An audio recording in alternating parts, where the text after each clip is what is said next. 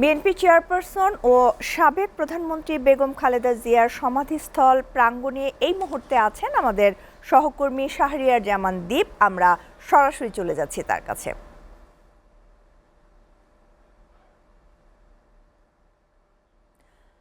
দীপ, বেগম খালেদা জিয়ার সমাধিস্থল সম্পর্কে বিস্তারিত আমাদেরকে জানান। ধন্যবাদ। দুপুর 12টার সময় খুলে দেওয়া হয়েছে বেগম জিয়ার যে সমাধিস্থল সেটি, এবং তারপর থেকে আমরা দেখতে পাচ্ছি যে সাধারণ মানুষ এবং দলের নেতাকর্মীরা এখানে আসছেন। সকাল থেকে কিন্তু তারা দেওয়া হবে, তারপর তারা এখানে প্রবেশ করবেন। আমরা দেখতে পেয়েছি তারা এখানে আসার পর কেউ ফুল দিয়ে শ্রদ্ধা জানাচ্ছেন, কেউ কোরআন তেলাওয়াত করছেন, কেউ বা মোনাজাত করছেন। এবং একটি বিষয় আমরা যেটি দেখতে পেয়েছি যে নেতাকর্মীর থেকে সাধারণ মানুষের পরিমাণটা বেশি। স্কুল কলেজের ছাত্রছাত্রীরা আসছেন, বিভিন্ন বিশ্ববিদ্যালয়ের ছাত্রছাত্রীরা আসছেন, সাধারণ মানুষ আসছেন, গৃহকর্মী যারা আছেন তারা আসছেন। তারা অনেকেই বলেছেন যে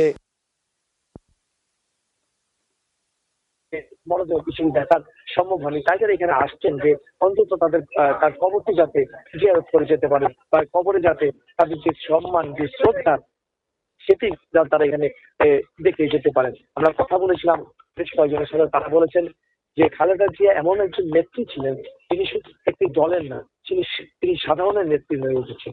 এবং আমি যদি একটু দেখাতে চাই, আমার ক্যামেরার মাধ্যমে আপনারা দেখতে পাচ্ছেন ইতিমধ্যে কিন্তু যে মানুষ আর চাপ কিন্তু বাড়ছে সময়ের সাথে সাথে, এবং এই মানুষগুলো কিন্তু বিএনপি নেতাকর্মীরা, এখানে বেশিরভাগই সাধারণ মানুষ রয়েছে। এবং দেখতে পাচ্ছেন যে অনেকে আসছেন, তারা এখনো দোয়া করছেন।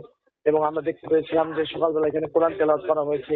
অর্থাৎ যে যেভাবে পারছে এখানে আসছে, একটা সম্মান এবং শ্রদ্ধা জানাচ্ছে। আমরা ছোট ছোট শিশুরাও এসেছে, পরিবারের সদস্যরা তাদেরকে নিয়ে এসেছে। তো সব মিলিয়ে বলা যায় যে খালেদা জিয়ার যে সমাধিস্থল রয়েছে সেটিকে ঘিরে এক সুখম পরিবেশ তৈরি হয়েছে। সবাই আসছে, এখানে তাদের শ্রদ্ধা জানাচ্ছে, অনেকে মোনাজাত করছে, কোরআন তেলাওয়াত চলছে।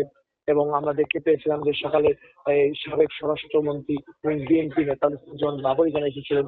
তিনি যেটি বলেছেন যে ব্যক্তিগত উদ্যোগে তিনি এখানে এসেছেন, এবং খালেদা জিয়ার সাথে খুব কাছ থেকে তার কাজ করার সৌভাগ্য হয়েছিল।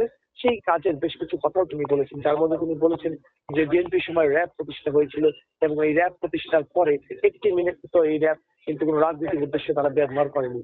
এছাড়াও তিনি বলেছেন যে ইতিমধ্যে তারেক রহমান বলেছেন যে তার একটি পরিকল্পনা আছে, সেই পরিকল্পনার অংশ হিসেবে তিনি যেটি বলেছেন যে দুর্নীতিমুক্ত বাংলাদেশ গড়া এবং আইন শৃঙ্খলা যে উন্নতি সেটি করার জন্য। আপনারা দেখতে পাচ্ছেন যে অনেকে এখানে আসছে, মোনাজাত করছে, কাঁদছেন, শ্রদ্ধা জানাচ্ছেন, ফুল দিয়ে শ্রদ্ধা জানাচ্ছেন। আমরা দেখতে পেয়েছি যে অনেক সাধারণ মানুষ এখানে এসেছেন, তারা ফুল দিয়ে শ্রদ্ধা জানিয়েছেন। অর্থাৎ বলা যায় যে একটি শোকাবহ পরিবেশে সাধারণ মানুষ যারা আছে তারা এই খালেদা জিয়ার যে সমাধিস্থল আছে সেটিকে সেখানে আসছেন, সম্মান এবং শ্রদ্ধা জানাচ্ছেন।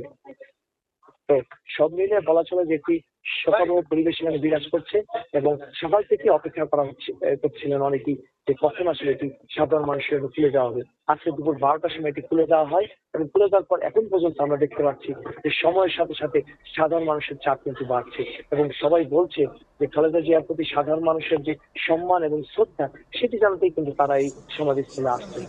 আসলে আমার কাছে এখান থেকে সব শেষ।